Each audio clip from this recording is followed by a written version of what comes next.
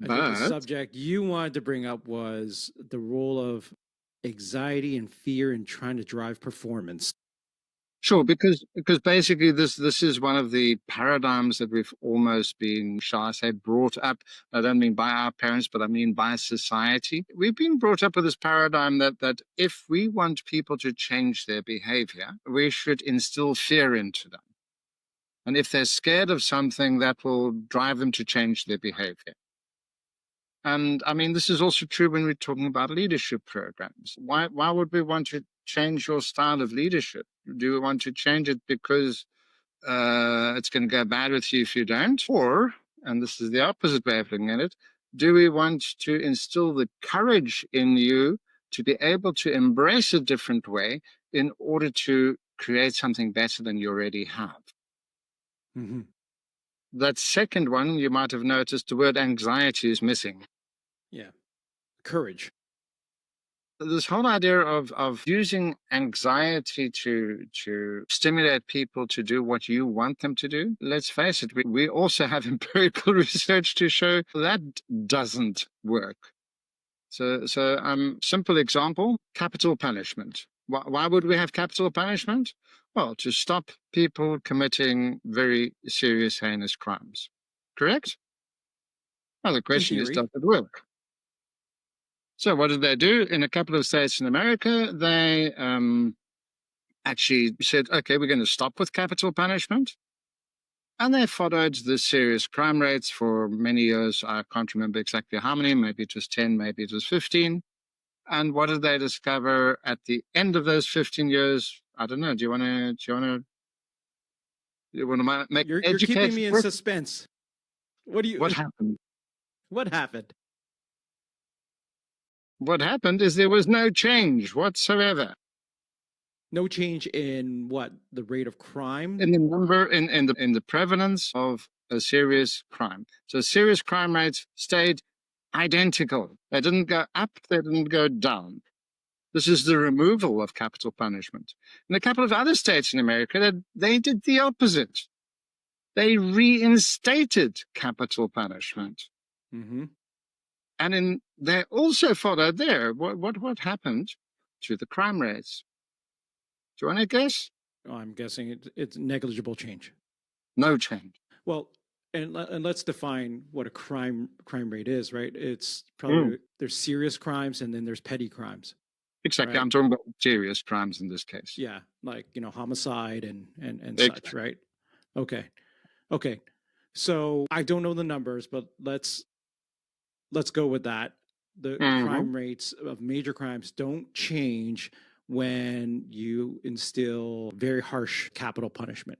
Exactly. Nor do they change even when you remove them. Eh? Yep. When you put it in or you take it out. How do you explain? Some people might bring up the example of Singapore, right? Where there is forms of capital punishment, I guess, like, if you spit your gum on the sidewalk. Yeah. Dot, yes. Yeah. And, some might say it is probably one of the most compliant and safe places in the world.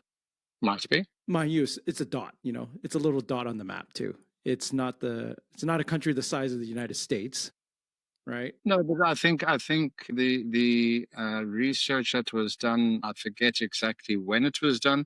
It was a professor of the Erasmus University in Rotterdam.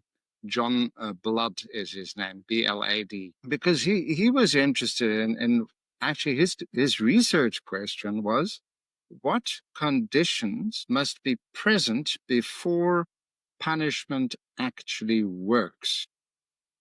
And and I don't know them all off the top of my head, but he came up with 6 criteria that need to be present. And the first one is that everybody should know what the punishment is for something.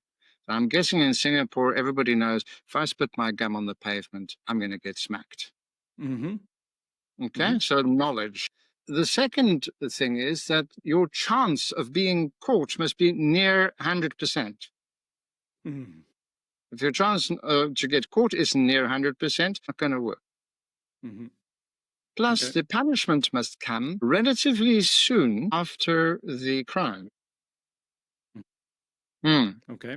So there are a couple of other ones. One is that people are rational in the way that they in the way that they consider a situation and consider their actions.